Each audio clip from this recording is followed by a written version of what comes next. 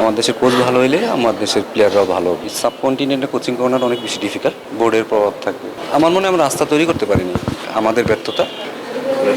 একটা coaching class দিচ্ছেন, মানে what is the motive behind this coaching? আমার মনে হয় আমার প্রায় 25 বছর কোচিংয়ে আমি চলে আসছি, ঠিক আছে। 25 বছরের কোচিংয়ে আমার মনে হয় যে আমার কিছু সোশ্যাল রেসপন্সিবিলিটি আছে। নেক্সট কোচরা যেন আরেকটু বেটার হয়, আমার চেয়েও যেন বেটার হয়, তারা যেন আরও ভালো কিছু করতে পারে, বাংলাদেশ ক্রিকেটকে তারা যেন এগিয়ে নিতে পারে।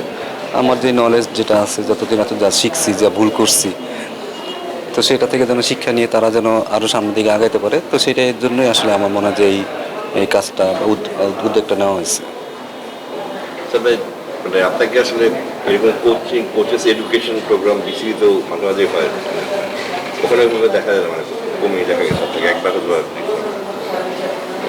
আপনাকে ওখানে আপনি তেমন দেখা যায় না কেন? আমি একবার, আমাকে যেহেতু ইনভাইট করছিল তখন আমি গেছিলাম লেভেল 1 করতে, তারপরে হয়তো তারা মনে করেনি আমি হয়তো পরবর্তীগুলোকে করবো কি করবো না। বাট আমার মনে হয় যে কোচিং এডুকেশন সেক্টরটা আমার মনে হয় আরেকটু বাংলাদেশ আরেকটু বেটার করা উচিত, কারণ আমাদের তো এখন পর্যন্ত কোনো ওয়ার্ল্ড ক্লাস কোচ বের হয়নি। তো আমাদের আসলে আমার মনে হয় যে কোচিংয়ের মানটাও আমাদের বাড়ানো উচিত। তো এই গেম এডুকেশন সেক্টর ভালো না হলে আমরা আসলে মানে সামনে যেতে পারবো না। তো এতদিন ধরে আমরা ইন্টারন্যাশনাল ক্রিকেট খেলছি, আমাদের হয়তো 2-4টা ইন্টারন্যাশনাল মানের প্লেয়ার বের হয়েছে, বাট হয়তো ইন্টারন্যাশনাল মানের কোচ বের হয়নি। তো আমার মনে হয় যে এই জায়গাটা খুব বেশি ফ্যাসিলিটিস দরকার তা কিন্তু না। বাট আমার মনে হয় যে আমাদের কোচদেরও সেই অ্যাবিলিটিটা আছে। যে ল্যাকিংসগুলো আছে সেই ল্যাকিংসগুলো ঠিক করার জন্য আমার মনে হয় গেম ম্যানেজমেন্ট সেক্টরটা আসলে একটা বড় ভূমিকা রাখতে পারে। সো এই জায়গাটা যদি ভালো হয়, আমার মনে হয় সেটা আমার দেশের কোচ ভালো হইলে আমার দেশের প্লেয়াররাও ভালো হবে। আমি মনে করি যে একটা ট্যালেন্টেড প্লেয়ারের জন্য একটা ট্যালেন্টেড কোচ খুব বেশি জরুরি, কারণ ট্যালেন্টটাকে তো আমার নার্সিং করতে হবে। যেহেতু মোস্ট অফ দ্য কোচেস আমাদের লোকাল কোচের গ্রাসরুট লেভেলে কাজ করে, ট্যালেন্টগুলো তারা এই লেভেলে এসে তারাই নার্সিং করতেছে। তো তারাও যদি ট্যালেন্ট হয়, তাদেরও যদি ইমপ্রুভ হয়, তারাও যদি আরও বেটার কোচিং করে, তো এই ছেলেগুলো আলটিমেটলি টুমোর সে ভালো খেলবে। এই মাত্র বললেন যে আমাদের দেশে ওয়ার্ল্ড ক্লাস কোচেস নাই, মানে আপনার কি মনে হয় যে ওয়ার্ল্ড ক্লাস কোচের ডেফিনেশনটা কি? বিকজ ধর আমরা একটা ওয়ার্ল্ড ক্লাস কোচ তখনই ভাববো যখন একটা কোচের সাথে একটা কোচের কম্পিটিশন হবে। এখন যদি আপনার বিপিএল ট্র্যাক রেকর্ডটা আমি দেখি, আপনার কিন্তু BPL track record world class কোচদের বিরুদ্ধে কিন্তু আপনার টিম জিতছে। আমার মনে হয় আমরা রাস্তা তৈরি করতে পারিনি, আমরা অনেকেই রাস্তা তৈরি করতে পারিনি, সেটাই আমি মনে করি যে এটাই আমাদের ব্যর্থতা। রাস্তাটা আসলে তৈরি করতে হবে, রাস্তা আপনাকে কেউ দিবে না, রাস্তা আপনাকে তৈরি করতে হবে। এক দুই হচ্ছে, আমি মনে করি যে হয়তো যেই পাথ এটা তৈরি করা দরকার ছিল, এইটা বোর্ডের দায়িত্ব যে আসলে আমাদের পাথ তৈরি করতে হবে, যে আসলে আমাদের কীভাবে আমরা একটা কোচকে কীভাবে উপরের দিকে নিয়ে যাব। অনেক সময় আপনারা দায়িত্বই দেন না, তো আসলে বুঝবেন কীভাবে আসলে তার পাথরটা কি। কেউ যদি 19 টিমের কোচ থাকতো, এইচপি টিমের কোচ থাকতো, তাহলে না আস্তে আস্তে তখন বুঝতে পারতেন যে না আসলে তার ক্যাপাবিলিটি কীরকম।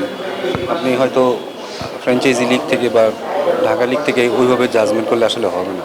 তো আমার মনে হয় যে এই সেক্টরটা আরও বেশি জরুরি, যে এই জায়গাটা এইচপি, আন্ডার 19, আন্ডার 17 এইসব জায়গায় যদি আমাদের লোকাল কোচরা হ্যান্ডেল করতে পারে ভালো হবে, তখন তাদেরকে অটোমেটিকলি তারা একটু আপগ্রেড করে নিয়ে যাবে।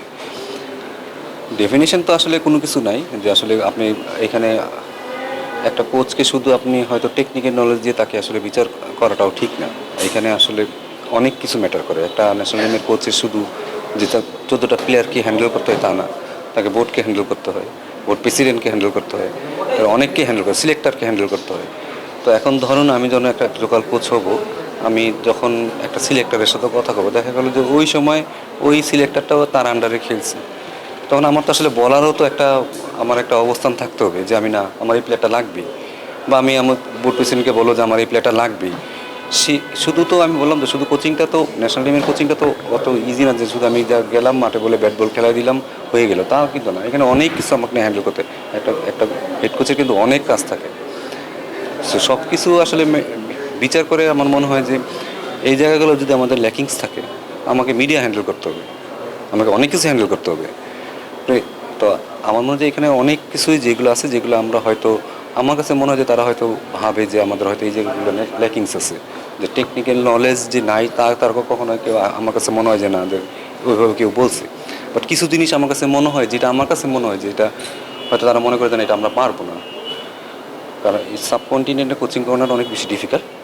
কারণ এখানে সবসময় আপনার বোর্ডের প্রভাব থাকবে, আউটসাইডের প্রভাব থাকবে, সেগুলো তো আপনাকে হ্যান্ডেল করার মতো পার্সোনালিটি গড়ে তুলতে হবে। সেটা যদি আপনি গড়ে তুলে না পারেন তখন তো আপনার জন্য খুব ডিফিকাল্ট হয়ে যাবে আসলে এইসব জায়গায় হ্যান্ডেল করা। তো এই জিনিসগুলো যদি আমার মনে হয়, আমার কাছে মনে হয় এই জিনিসগুলো আমাদের মনে হয় একটু ল্যাকিংস আছে। এই জিনিসগুলো ইমপ্রুভ করারও জায়গাও আছে। সো গেম এডুকেশন সেক্টরটা এখানে একটা বড় ধরনের রোল প্লে করতে পারে।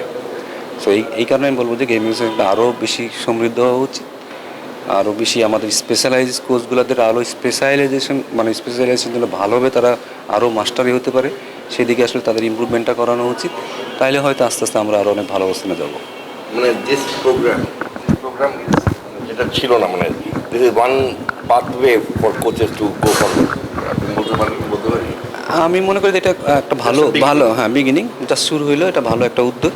আমার মনে হয় যে এখান থেকে ভবিষ্যতে আরও অনেকেরই অনেক উপকার হবে। যেমন কোনো কিছু শিখতে গেলে আসলে কখনো তো লস হয় না। আপনি এক লাইন শিখলেও কিন্তু একটা জিনিস আপনাকে নিজেকে এক স্টেপ সামনে আগায় নিলেন। তো শেখাটা হচ্ছে ইম্পর্টেন্ট। যেই জিনিসগুলো আমাদের আসলে এগুলো আরও বেশি করে করা উচিত ছিল এবং আরও বেশি করে করা উচিত। ইভেন যারা যারা বোর্ডে ধরুন আজকে ধরুন 40-50 জন কোচ আছে, তাদেরও নিজস্ব একটা সেমিনার করা উচিত প্রতি 2 বছর, এক মাসে একবার করে, যে তারা নলেজটা কীভাবে শেয়ার করবে। যে 17-এ কোচ আছে, যে 15-এ কোচ আছে, যে 19 কোচ আছে, তারা আসলে কীভাবে একই মানে ল্যাঙ্গুয়েজটা একই রকম হবে। এখন আমি এক ধরনের কোচিং করাবো, 15-এ ছিলাম, 17-এ কোচ গিয়ে বলে না এটা তো ঠিক হয় নাই, এটা তো আরেক রকম হবে। সো যদি পাথরের এটা ঠিক থাকে তাহলে কিন্তু চেনটা সবসময় একই রকম থাকবে। তখন যে 15 থেকে 17, 17 থেকে 19 আসছে, সে কিন্তু তাকে অনেক কিছু নার্সিং করতে হবে না, সে সেখান থেকে কাজটা আগায় নিতে পারবে। তো সব কিছুর একটা পাথ হয়ে থাকা উচিত, কোচদের ডেভেলপমেন্টটাও পাথ হয়ে থাকা উচিত। আপনি কাউকে হঠাৎ করে 19-এ কোচ বানিয়ে দিচ্ছেন, খেলা ছাড়লো সাথে সাথে এই টিমের কোচ দিয়ে দিচ্ছেন, সেটা তো আসলে যারা 15 বছর 14 বছর কোচিং করছে তাদের তো আসলে আপনি ঠিকমতো ঠিক জায়গায় দিলেন না। বাট যদি আমার সিস্টেম থাকতো যে না, তুমি ভালো করলে 15-এ ভালো করলে তুমি 17-এ আসবা, 17-এ ভালো করলে তুমি 19-এ আসবা, 19-এ আসলে 18-এ আসবা, তখন কি সব কিছুর একটা চেঞ্জমেন্ট। আপনি অফিসে যখন চাকরি করেন তখন আপনি এইভাবে প্রমোশন দেন না, কিন্তু আপনি হঠাৎ করে যদি আপনাকে বস বানায় দিলে তাহলে হবে এটা, সেটা তো হবে না। তো সব কিছুর একটা পাথ হয়ে থাকা উচিত, তাহলে কি সেটা একটা সিস্টেমেটিক ওয়েতে আগাতে থাকে, সবার ভিতরে একটা কম্পিটিশন থাকে।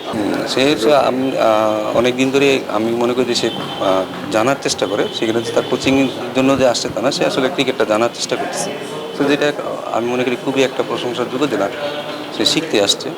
সেটা শুধু যে কোচিং নিয়ে আলোচনা হচ্ছে, যেটা তার ক্রিকেট কেরিয়ারেও অনেক হেল্প করতে পারে। কারণ আমার কাছে মনে হয়েছে আমি যখন কোচিংয়ে আসছি তখন আমার মনে হয়েছে যে আমি যদি এই জিনিসটা একটু আগে জানতাম তাহলে হয়তো আমার এটা খেলার সময় অনেক কিছু কাজে লাগতো। সো আমি মনে করি এটা খুবই একটা ভালো দিক।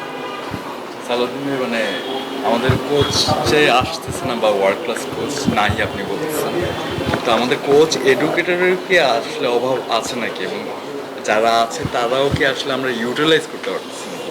আমাদের তো কোচ এডুকেটর কয়জন আছে তা আসলে আমরা বলতে পারবো না, এবং আমার কাছে মনে হয় যে ওইভাবে স্পেশালাইজেশনভাবে বা ওইভাবে আসলে কোচের এডুকেটর আসলে গড়ে ওঠে নাই।